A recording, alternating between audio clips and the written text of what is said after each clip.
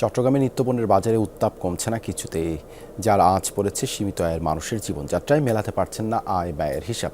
মজুদ ও সরবরাহের ঘাটতি নেই, তারপরও বাজারে অস্থিরতার জন্য তদারকি ঘাটতিকেই দুষছেন ভোক্তারা। স্যান্ডেলিনা সো, রূপচর্চায় আভিজাত্য। গত কয়েকদিন ধরেই চট্টগ্রামের বাজারে আলু ৭০ টাকা, পেঁয়াজ বিক্রি হচ্ছে ১১০ টাকায়। নানামুখী উদ্যোগের পরও কমছে না দাম। অন্যান্য ভোগ্যপণ্যের চিত্রও একই। সবচেয়ে বেশি বিপাকে সীমিত আয়ের মানুষ। বাজারে গিয়ে মেলাতে পারছেন না আয় ব্যয়ের হিসাব। বাজারের ব্যবস্থা কি যে আকাশচুম্বী জিনিসপত্রের দাম, মানুষ যে কিনতে পারতেছে না, মানুষের ক্রয় ক্ষমতার বাইরে।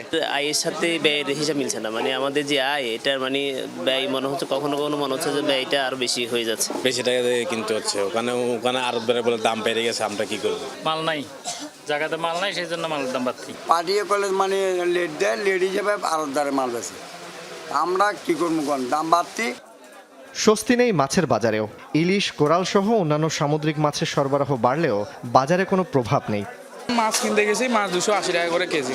তা কোথায় মাছ ছিল 150 টাকা, কোথায় মাছ ছিল 180 টাকা। বিগত 3-4 মাসে ইলিশ মাছ কেনা সাহসও করিনি, দামও দেখি না ভয়, যে কারণ যখন দাম তো কিছু একটা বলতে হবে। গত সপ্তাহে 8 থেকে দেখে 50 টাকা 100 টাকা পার কেজি দিয়ে পারতেছে। আমরা এখন আমরা কি করবো ভাই? আমরা তো এই সাধারণ পাবলিক নিতে হবে, খেতে হবে। মাছগুলির দাম দেখিনি আনি, দেখেন মানে আমরা খরচা আছে, গাড়ি ভাড়া আছে, কুলি খরচা আছে। আপনি যে কোনো মাছ 50-100 বাজার বাড়তি, ওইখান থেকে কিনে আনে আমরা আনি, এখানে আনলে আমাদের খরচা আছে, আমাদের পোষা লাগবে তো।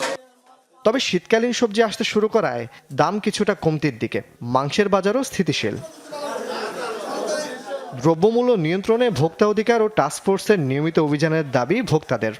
আমাদের খুব কষ্ট হচ্ছে, বাট বাজার নিয়ন্ত্রণে যে সরকার পদক্ষেপগুলো নিচ্ছে, কিন্তু বাস্তবে এটা কোনো প্রতিফলন দেখতেছি না। আমার মনে হয় গোড়াতে একটু যদি মনিটরিং করা হয়, আমার মনে হয় দামটা কমে আসবে। কিন্তু এখন বর্তমানে দাম অনেক বাড়তি সবকিছু। এটা আমাদের জন্যই খুব দুঃখজনক ব্যাপার। তারা কোনো সময় বাজার মনিটরিং করে না এখন পর্যন্ত, করলে হয়তো বা কিছু একটা শিথিল হইতো। সরকার বা সংশ্লিষ্ট মহল একটু তৎপর হওয়া উচিত। জুবায়েদ ইবনে শাহাদাত, যমুনা নিউজ, চট্টগ্রাম।